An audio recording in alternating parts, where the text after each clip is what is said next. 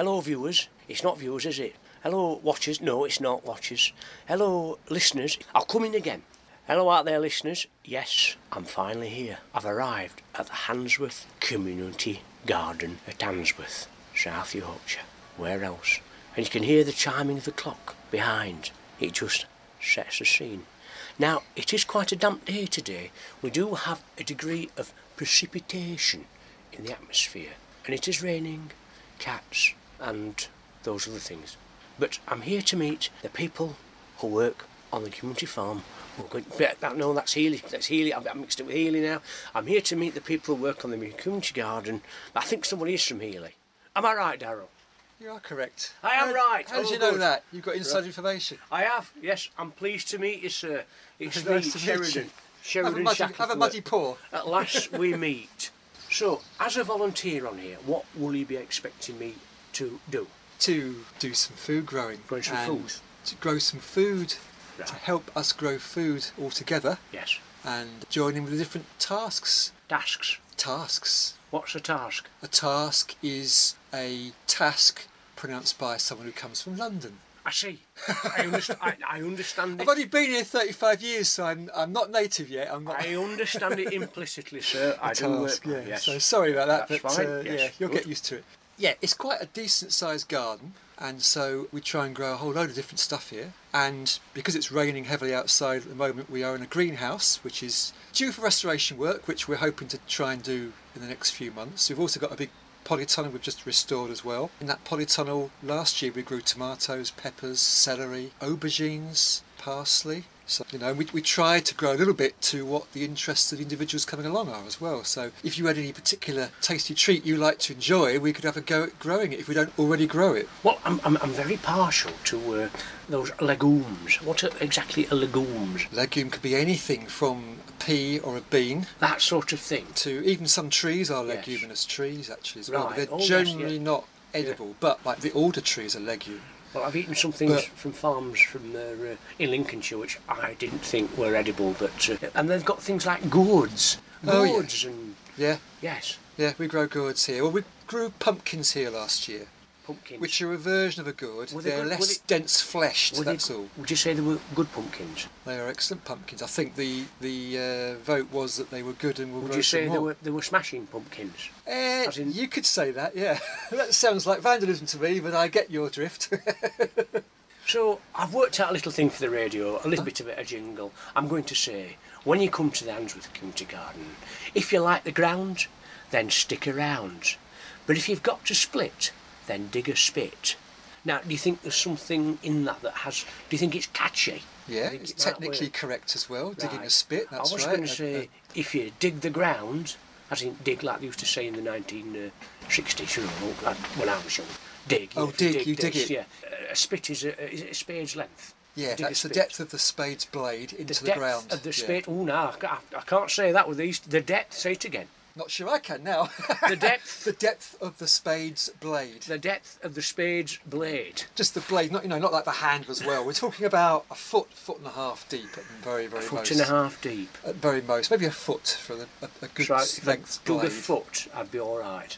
Yeah, that's usually the depth required to turn a bit of ground over, get the weeds out, ready to plant something that you actually want to grow and eat.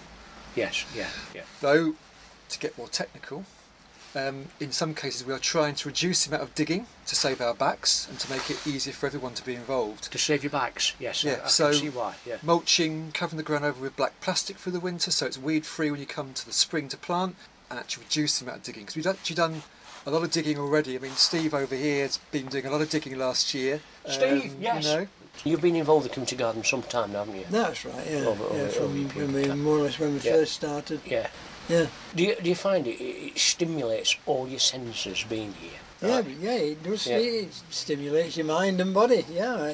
Have you eaten all the produce that you brought from here yourself? Not all of it. No, the other people have had some as well. Mary's here now. Hello, Mary. You're the only one out in the rain, I noticed, at the moment. You were stood out in those hideous South Yorkshire weather conditions outside. Yep. So, what have you been doing today? Today, just a little bit of tidying, and then we've actually tried to baton down the polytunnel to stop the wind from lifting the polytunnel plastic off. Because the wind could lift the polytunnel up. That's right, yeah. And it would look like one of those zeppelins from That's the First right. World War. So you're not actually planting with any phases of the moon at the moment? or Not anything today, like that? no. No. We're Right. trying to do stuff indoors Yeah. really, and get preparation done ready for the spring. Right. And we've actually got a greenhouse to put together as well. Why aren't greenhouses never green? I don't know, noticed maybe that? they I've do never- have I've not seen a greenhouses green that are one. painted They round all the tend to be frames. white. I've not seen a green one. They're green on the inside when the plants are growing. That's good. I think the not viewers, are they? The listeners. The I think the listeners. listeners will go along with that one. So, as to start here, as I've got to start. So, what's the first thing I pick up? A shovel, because I've been told that I'd sooner pick up a rattlesnake than a shovel. Right. But that's just lies put around by my rivals. So I'm all for working, so I'll be all right. So do I that's start all with a it is. spade, shovel, or fork, or do I have to It take my all pick? depends what you're doing, but Darryl's the expert. He can tell us what to do, and we follow Right. his direction. Right.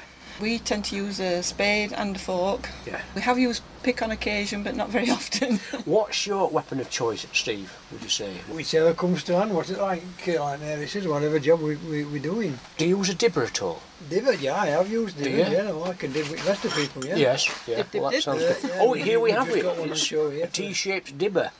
Yes. So, as a volunteer in the community garden, what attire would you suggest I wear? Old clothes.